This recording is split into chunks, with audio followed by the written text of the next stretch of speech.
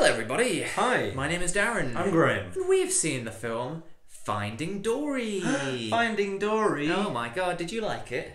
From that smile, I'm guessing you did. I did. What did you like about it? Tell Really everyone the story first. Alright, I'll tell you the story first. Okay, so the film takes place after Finding Nemo. Yes, and it's set in the ocean. It is set in one of the oceans. Dory's a fish. Yep. She is a fish. fish. She's a blue tang. Is that what it's called? Mm-hmm. That sounds like a type of sexual lube. Yeah, I guess it does. You hear the word tang and you think citrus, so you think like oranges and yellows, kind of warm colours and stuff, but then you got blue. Mm-hmm. It's kind of unexpected. Yeah. Unexpected journey. What's that got to do with sexual lube? I don't know. Oh. Unexpected journeys. Yes. You know. That is, yes. Sometimes you need lube for an unexpected journey. Such as? Well, I'll let your imagination run wild with that one. But basically, so two clownfish, Dory, Nemo and Marlin. Mm-hmm. Voiced by... Marlin is Albert Brooks. Marlin is an Albert Brooks. Yeah. And what's Nemo? Nemo is also a clownfish. Yes, correct. And so them two and Dory go off finding Dory's family. Sort of. I mean, They Dory gets intend her. to. Right, so Dory starts to remember who her parents are and where they might be. She goes after them. She ends up in a marine biology lab. She's got to escape and find her parents. Meanwhile, Nemo and Marlin have gone after her to try and rescue them. They all meet a host of characters along the way. There you go. Yeah, there you go. That was 10 seconds out of what we've done so far that summed everything up. Yeah. So, did you enjoy the film? I've already said. Yes, you smile. did. So, what did you enjoy about it? I enjoyed the humour. Yeah, can you give me an example of the humour? No. No. Okay, there's the two seals voiced by Dominic West and Idris Elba who shout at their weird friend every time he touches the rock and it makes them sound like seals when they shout at him. That's quite funny. What's the point, isn't it? Yeah, I know it's the point. I didn't mean it was. I didn't think it was a coincidence. Yeah. It's like this. It's like the seagulls in the first one going, mine.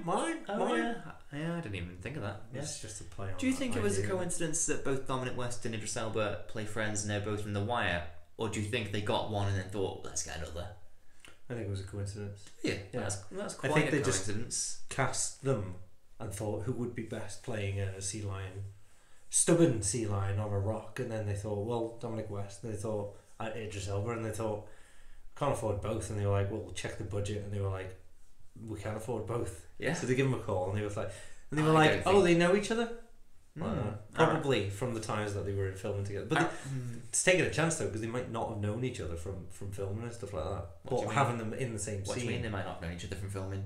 they might not have like socialized and stuff like that. Like, Well, they obviously know There each are other from films- filming. They're in a fucking TV show together in which there was 5 series. yeah, but there's films where people have not even like met the other actors and stuff like Sin City. Sin City and Yeah. the other one, Flight of the Navigator and all this. Flight of the Navigator. The one with You DiCaprio. mean Sky Captain of the World Tomorrow? Yeah, DiCaprio's name that in one. he's in one of the above. No. But, so yeah. So did you like it more than Finding Nemo?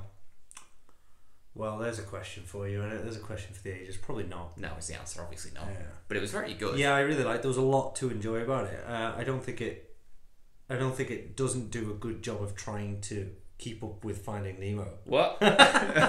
It doesn't do a bad. It doesn't do a bad. It doesn't do a bad bad job job. of trying to keep up with Finding Nemo. So it does do a good job of keeping up with Finding Nemo. Yeah? I would say so. Okay. I don't know what that But means. it doesn't quite reach its height. It just kind of pushes it. These aren't the most complex, So what is it? Say it again. Saying it's really good. Not as good as Finding Nemo. Oh, okay, yeah. Okay, I agree with that. And do you think that it's odd that they did a sequel to Finding Nemo, considering Nemo didn't really lend itself to a sequel? Everything was kind of tied up. Nemo was lost and he was found again. That's why it's called Finding Dory. Do you not think that's contrived then, that another character gets lost? No, because she wasn't lost. She was a bit. No, because Finding Dory doesn't mean Finding Dory. Like physically, it means emotionally. Because she's lost her she's lost her parents. Yeah. And all her memories of her youth and stuff. She's lost in a sea of emotion. And the sea. And the actual water. Yeah. So you think Finding So I think Dory is a Finding metaphorical Dory title? is she's finding herself, isn't she? You know what I mean? Like, Well, no, she's finding her parents. yeah, but she does that as well in the end. But Don't she also spoil finds it. But we don't say if they're alive or dead. Yeah. Yeah, I guess so. I think that it enhanced the first film Oh yeah. Oh Well, Christ! Well, go on. Why do you think so? well, this is it because it gives you the little bit of a backspin on the of how they met. Who? Marlon and Dory. Well, you know how they met. You saw it happen. No, but you don't see her You don't need to. backside. You see the. I think that it explains her motivations in that movie more. Well, yeah, of course. Because when you meet her in Finding Nemo, you just assume she's getting on with her life. Yeah, and then she sees them and she's a nice fish, so she helps. But in this film, you see the backstory. you see that. You see that she's been lost the entire time. Yes, I guess I see what you mean. Yeah, it's like a little prequel. But also what desire to help them is kind of a sort of evolutionary benefit in her life, because she's been lost for so long. She's helping them because she's a nice fish, but she's also helping them because she's been lost for so long. Oh yeah. And it's like, well, I need, like, there's a subconscious emotional, because obviously presumably she forgets she's been lost for as long as she has every so She's often. like Wolverine. She doesn't know how old she is or anything like that. Well, that's a weird thing, isn't it, when you think about it, that at the beginning of the noughties there was all these amnesiac heroes, because there was Dory rather, in Nemo, not in a sexual way. Blue tongue. Yeah, bit fishy. There's Wolverine, there's Jason Bourne, there's Guy Pearce, Leonard in Memento. Like, just in those first few years, it's like, I think that the 80s were like really bad, and we hadn't quite let that settle in the 90s yet. But then when we'd had that 10 years of like distance between 80s, we were just like, oh god, yeah, shoulder pads and fucking arm things, elbow pads. You know, let's just forget all that. Yeah. So let's have Wolverine movies and fucking Dory. Let's empathise with characters that just can't remember their past and pretend the 80s never happened. Yeah, maybe. That's a theory I've got. That's a theory. It's interesting. Did you like the octopus in Dory? Yes, the octopus. Yes, played by Ed somewhere. Don't know who did the voice of him. Don't think there's anyone super famous. He's quite famous now. Is he? Because of the octopus? Well, he's the no. He's the granddad in Modern Family, which is a big hit. I know you don't. Is it good? Or is you won't like it, but it's so it's shit. It's mainstream. Oh shit then. But there's no laughter track or anything like that. It's good. Okay. It's good fun. It is good. Is that the one with Tiger Allen? Yes. Right. Okay. And he is specifically good in it. Yeah. I like him. He was in this as well. Did you notice? Yes, he was the porpoise or whatever it was in the cage next door to the whale. Yeah. The whale shark. Yeah. Did you notice that they were all disabled? Because Dory obviously has the mental disability of not being able to remember things. The whale was blind. The whale shark rather, and he next door. Pardon? Whale shark. And she had poor eyesight. She was a whale shark and she had poor eyesight. Well, that's blindness. That's what I said. Sort of. Well, what's the difference, Graham? Poor eyesight is not blind. It is from a distance. No, it's not. You still make it. This is why she was saying, like, what's that little orange blob saying and stuff like that. Yeah. I'm aware she wasn't completely blind.